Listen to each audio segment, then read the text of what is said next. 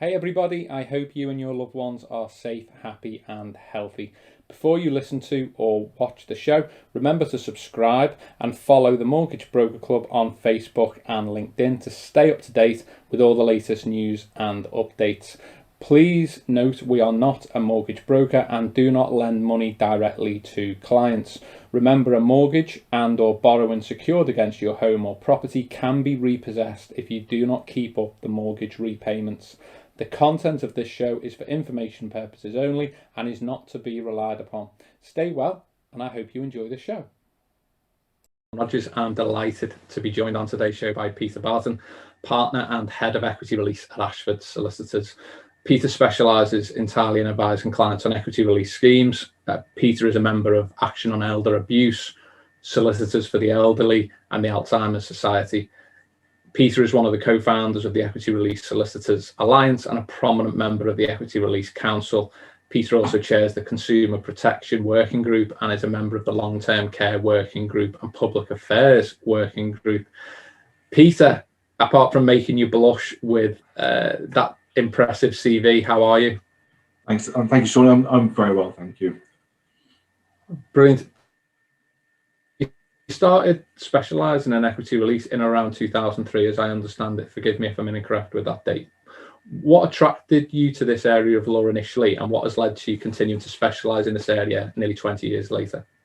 Well, interestingly, actually, and I hate to correct you, I actually started in 1997 with a product under the no long defunct MPI, National Provident, and I was very new at the office at the time, and I was specialising in wills and tax and trusts, so very much dealing with the older client basis at the time.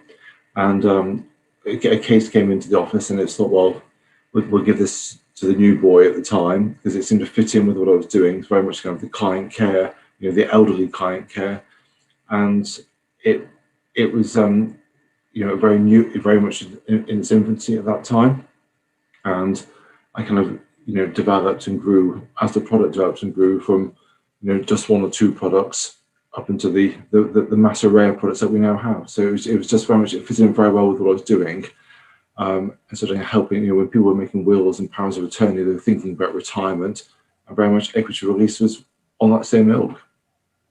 There's a lot of assumptions made about equity release. Could you explain for us in layman's terms exactly what it is? Well, it's changed a lot over the years. I think the very basic premise is that provided that you're of a certain age, generally over 55, but the whole realm of products open at the age of 60, you own your own home. It can have existing debts on it, and it's very much designed to take a form of a mortgage over the property that in reality is only repaid back when either you've died, or both of you have died if you're a couple, or should you have to leave the property permanently, for example, to go into a care home. So it's very much a way of funding either clearing off existing debts or for some other purpose. And for many, equity release has had a bad reputation. What changes, if any, have there been in the last decade to improve the regulation of this area, and how could people take comfort in let's say, a different reputation, if you like, in terms of what equity release is in 2021 as opposed to what it might have been in 2010? Oh my goodness, it's unrecognisable from when I first started as I had back in the office in Devon. Certainly the regulation side, purely on the financial, if we look just at the financial advisors side, there are now several exams to pass before you can be qualified to practice in or advise on equity release. It's very closely scrutinised by the FCA, who are always involved, and certainly there's the Equity Release Council, which kind of grew out of SHIP, as it was known many years ago now. And I'm pleased to say that the Equity Release Council have actually grown in strength and are willing to, they keep a close eye on complaints, they scrutinise advisors, and keep very much monitor the advice that is given, and very quick to jump on any complaints and any suggestions of any poor advice. But from our perspective, I think we provide, not only I would say we are the guardians for the client, in the sense that we always now have to see clients face to face. So we as a firm operate home visits. So we're not dragging clients across the country to come and see us in our offices. But every client we see as a home visit has to be face to face under the Equity Release Council rules. So I think for the advisor's peace of mind is, even in this current climate, they're operating a telephone service rather than a face to face. The clients have to sign in front of us a certificate which confirms that, first of all, that they've been seen face to face, and secondly, that they're aware of what they're doing, and they fully understand the financial implications of taking out a lifetime mortgage, both for their own affairs, but also for that of the family. So, since these changes have been brought in the last decade, the number of complaints or potential for complaints has dropped dramatically, and certainly lenders, advisors, and others alike can always rest assured in the fact they've been seen face to face. And we produce a certificate, and the fact the financial ombudsman bats away any potential claims, as does the legal ombudsman, provided that there has been that face-to-face basis. And we are certainly at Ashfords, we video record all of our meetings.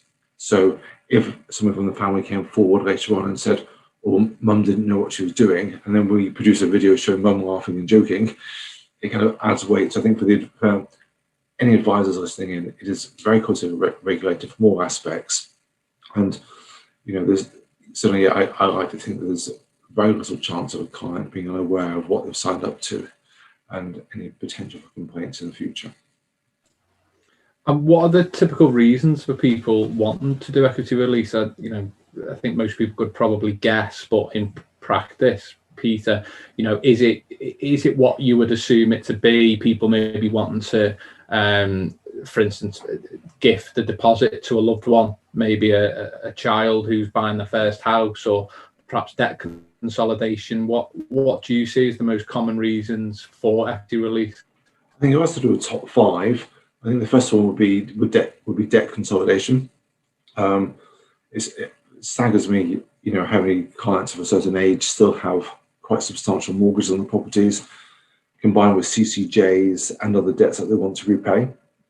And as you rightly say, the next number two of those of decreasing importance will be gifting. I see an awful lot of gifting, particularly to children, to help them, as you say, fund a house purchase, or to reduce their own borrowing, or indeed to save inheritance tax.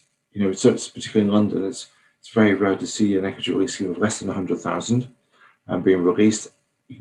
Gifted, after 7 years, you've saved 40,000 in tax, depending on the size of the estate, of course.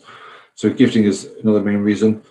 A third one would really be very much the, I suppose, provision for future care needs. So we do have people who want some money set aside to pay for care, either for somebody already in the home or to pay for care at home. So a lot of people now are taking the view they don't want to end up in, some care home. They'd rather pay for a live-in carer to come in with them, or to pay for private care. After that, really there are many other reasons, but largely you see the adverts on television suggesting people are buying motorhomes, and actually surprisingly, a lot of them are. It is that the motorhome purchase is probably quite high up, or changing the car. We get very, very few, traditionally luxury uses for the equity release scheme, but it is the motorhomes, it is the holidays, and actually to pay for family weddings and things like that come along later on. So, or to help fund a divorce. Yeah, I can imagine I know a lot of my cousins and friends pull their parents' leg a little bit, saying, "What are you doing, spending my inheritance with all these holidays? Can you now hold back a little bit on them, please?" Is there any age barrier to equity release? Can over 55s do it? Is it strictly over 60s? Is it over 65s? The barrier is 55. You can't borrow a lifetime mortgage under 55. When you get between 55 to 60, there are fewer borrowers available, fewer lenders available. But 60 is really the main starting point. There's not really an upper age limit, but certainly lenders are always very concerned when it's people late in the 90s. It does reduce the amount of lenders available, because they obviously have concerns about lending at that age. But certainly, I've assisted in a lifetime mortgage for a 103-year-old who was, completely alert and with it far more than I am. So there was no upper limit, but certainly there was a lower age limit of 55. Wow, I think there's quite a lot of Everton fans out there that might need to live to 103 to see them win a trophy, actually, on that note. Sorry, if I ever can mention A, football and B, Everton and something like this. Then it could be worse, Sean. It could be worse. You could support Bulls and Wanderers like I do. So fair point. Well, congratulations on the promotion. Thank you very much. Yeah, my sister-in-law, her family are all Wanderers. So yeah, League Two Team of the Year. I won't mention that, but yeah, there you go. No, good to see you moving back up the leagues, definitely. Yeah. What criteria on equity release do you need to apply when assessing whether you can represent a client? As an example, when would be an example where it wouldn't be suitable to proceed with equity release, apart from the age barrier, of course? I think certainly we as a firm, we also have to watch out for cases of where we suspect a vulnerable client. We're not saying we would say no, but certainly we seem to be getting more and more vulnerable clients who are being taken advantage of, be it through family or through carers. So we're not satisfied that actually they fully understand what they're doing or undue influence is being put on them. We will cease to act. And I think that is it's not even a matter of reassuring the client and being certain that they understand. I think when we appreciate that they are being put under pressure, we do withdraw. And I do, it's a difficult one because we always have the concern that actually the customer or the person who's causing the abuse will just go to a different solicitors. But I know the council are looking into almost a kind of a GDPR proof sort of whistleblowing to make sure that people can't borrow. Other than that, I think certainly certain criminal offences, if people have committed certain criminal offences, then the lenders will certainly decline from acting. And other than that, really, the only time we'd ever be unable to act is if the client's property deeds wouldn't allow it. So, for example, it's the same as a financial advisor would look at it. If, for example, the lease was too short and the clients weren't willing to extend it, or proximity to a business. So we had a property that was declined just yesterday, but there was only 2 doors down from a pub. Personally, I thought that was a bonus and should add value to the property, but the lender didn't take that view, sadly. So there's very few instances that we would decline, and even with loss of mental capacity, as long as the client has a power of attorney in place and the attorneys are on board with it, we can proceed. Watch out for your pubs. Exactly. On that basis, what's the process look like from someone instructing a solicitor, Peter? What are the key milestones and what kind of time frames would someone be looking at to do equity release? Oh, I always say we are very much we're at the very end of the chain, as it were, of the process. Once it gets to us, it should really be plain sailing. We recognise at Ashfords that the most work and the hardest work is done by the financial advisors, which is why we're always doubly careful to make sure that we look after clients. So if, for example, Sean, you emailed me and said, Peter, or use the online instruct, we would open that case within 24 hours. So the first milestone is we would email you, Sean, and say, Sean, we'd make contact with the clients, and we will always give the clients a ring and send them our formal engagement letter, and we'll ring them before they get that letter to let them know exactly what they'll be receiving and what we need back straight away. After that, the next milestone really is the offer coming out, which obviously, as we all know on the call, can vary. It tends to be about a week to 2 weeks from the advisor submitting an application. We always say to clients, when you receive your offer, we'll get ours about 4 or 5 days later, because with a lifetime mortgage equity release, the lenders have their own solicitors. So my copy of the offer goes via their own solicitors, who produce the mortgage pack and the mortgage documents that the clients are signed. So there's a 3 to 5 day delay from when the client gets their offer to me getting mine. So the next milestone is the offer, us getting that. We will be contacting the client within 24 hours of receipt of that offer, usually the same day if it's before 3 o'clock, just to say, offers in, are you happy to go ahead? Can we make that appointment to come and see you? We'll notify the advisor at that point. All the clients, also all the advisors, will have access to our online portal, so they can get updates anyway, but we'd always email an update through.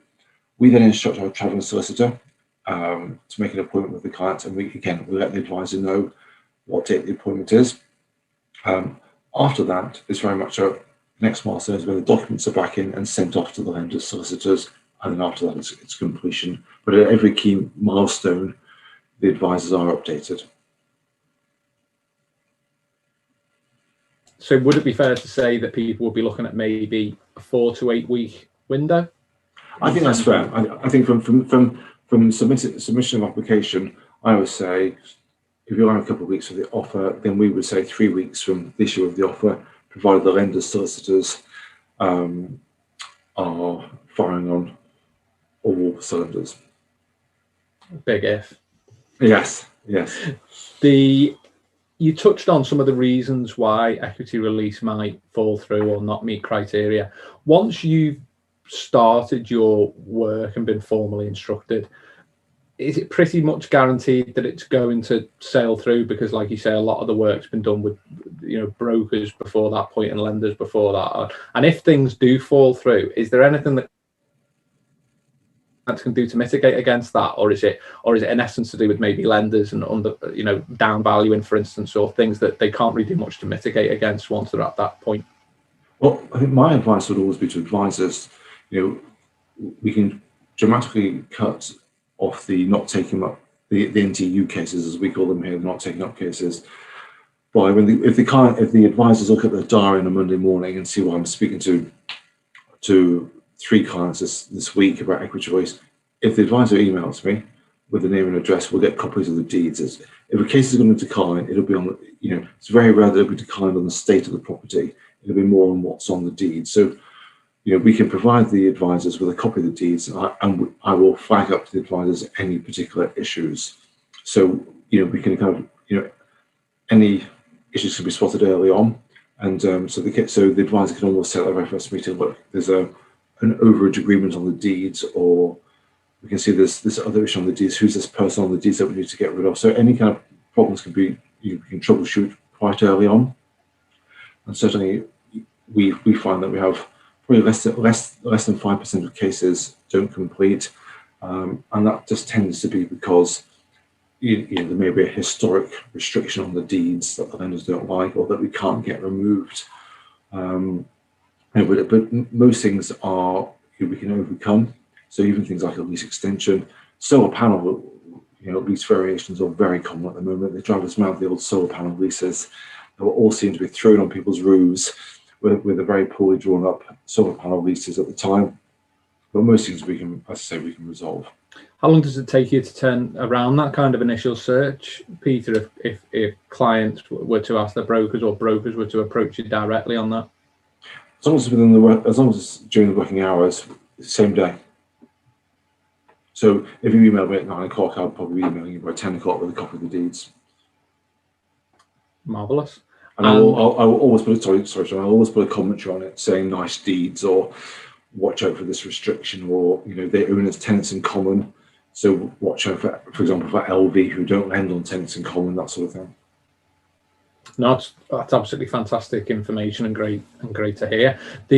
What if a borrower has got a lasting power of attorney in place? I think many might think that that's a hurdle that can't be overcome potentially with equity release. But my understanding is you're a bit of an expert in this area, Peter, and you would differ with that assumption. Yeah, rumour has it that I'm an expert, but someone will argue against it. Certainly, it very much depends. If the client's got a power of attorney in place, then if obviously there's still got capacity, all the lenders insist that the borrower themselves sign it.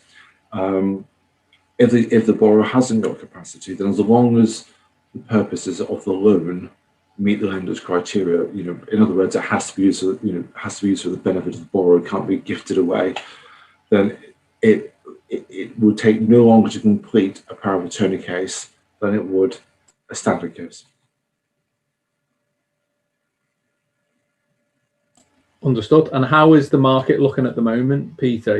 How has it been over the past 12 months in particular, having to adapt from face-to-face meetings to things like Zoom and Skype, and because of the COVID restrictions on home visits and so forth? Well, so, interestingly, we as a profession have managed to overcome the restrictions. We've not had at any point where we've not been able to continue to do the home visits because we've been an exempt class of workers that can still go and see clients at their home because it's part of a financial process. So we're still going to have the face-to-face visits, although the council have allowed Zoom signings, but as long as an independent witness is present. So for us, it's been quite uninterrupted. The lenders have struggled, if we're completely frank about it. Certainly this time last year, it was a dreadful situation because none of the valuers would go out. So we had to resort to desktop valuations, which caused a huge delay in pipeline. But market in terms of business levels at the moment, it's a very tricky one. We are as busy as we were this time last year, but it just feels quite flat. I don't know why. I think everyone's waiting for June 21st, and I think, but today, I think the customers certainly are very gung-ho. They've all had their 2 jabs now, but I feel it just needs probably a bit of injection of advertising on television to pick things up again. Yeah, I mean, for what it's worth, from my perspective, I think you will see an increase later this year for a number of different reasons. One being the actual one for what you've just referenced there, the potential 21st June. I know it may well be July now at the time of recording. It looks like full opening of everything's going to be put back.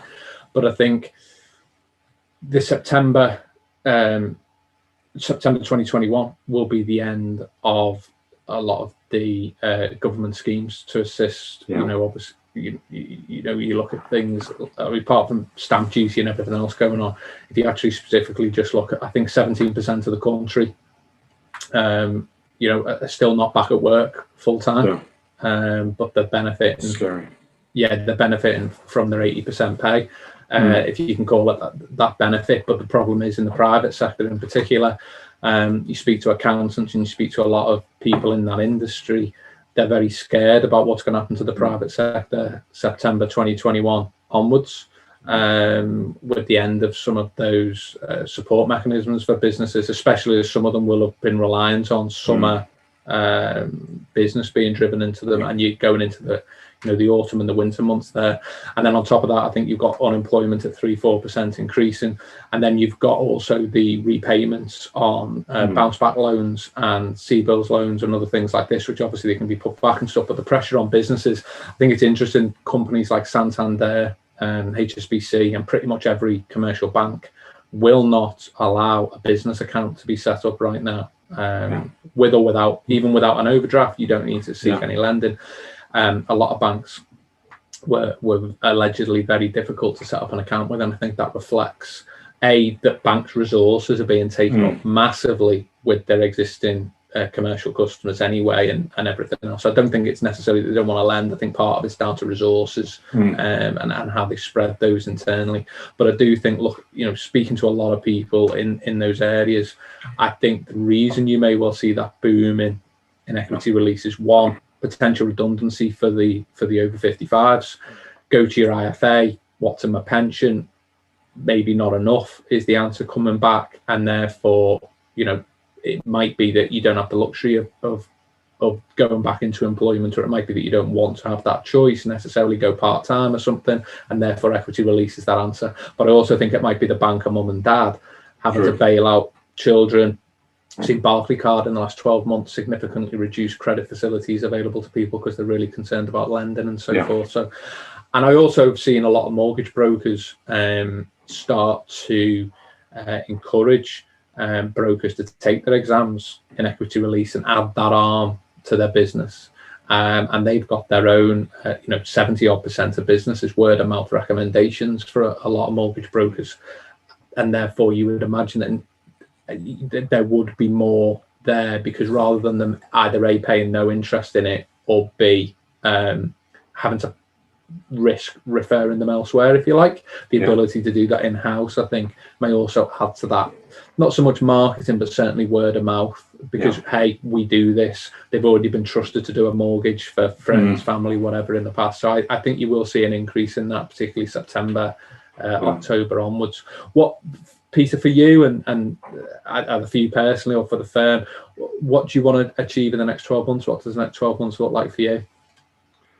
I think from our perspective, we have lots of things on the go at the moment with IT. So we're finalising the development of our client portal. So as I mentioned earlier, we have a financial advisor portal where you can get updates 24/7, virtually live. Obviously, with a I think it's a 1 minute delay as to that. Well, we've been working hard in the last 12 months to try and make it more of a paperless system for clients as much as anybody.